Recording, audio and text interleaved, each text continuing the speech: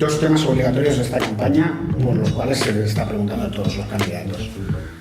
Primero, ¿cambias el conflicto de Sants con la casa ocupada y el conflicto vecinal que eso implica? Y Ciutat Morta, el famoso documental sobre la actuación en aquel desalojo por parte de la Guardia Urbana y la autoridad municipal.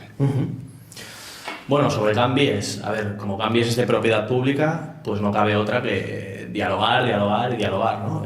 Atender al mandato democrático concedido a las instituciones y ninguna tolerancia con las violencias de ningún tipo.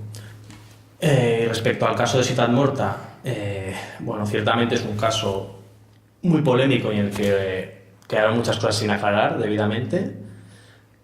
Probablemente no se depuraron muchas responsabilidades que se debieron depurar, y eso ha provocado que haya ciertamente una demanda muy fuerte, una demanda ciudadana porque se revise el caso.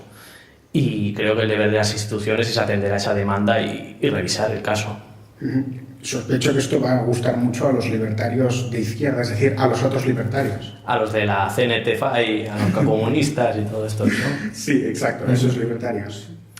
Sí, los libertarios que no aceptan la propiedad privada, quiero decir. Sí, bueno, es curioso que menciones esto, porque claro, nuestro nombre, Partido Libertario, a veces genera polémica por esto, ¿no? Por los anarcocomunistas y demás, pero bueno, ellos nos acusan de usar indebidamente el término, pero yo creo que es al revés, que los que lo usan indebidamente son ellos, porque sin propiedad privada, sin el derecho fundamental a la propiedad, no tienes base material para ejercer todos tus derechos y tu libertad, que al final es de lo que se trata, ¿no? Siempre dependes de un poder político o de una autoridad administrativa.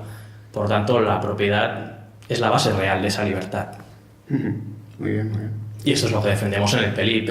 Bueno, tenemos como autores de referencia pues, a Mises, Hayek, Nozick y tantísimos otros que están ahí, que son brillantes intelectuales de referencia.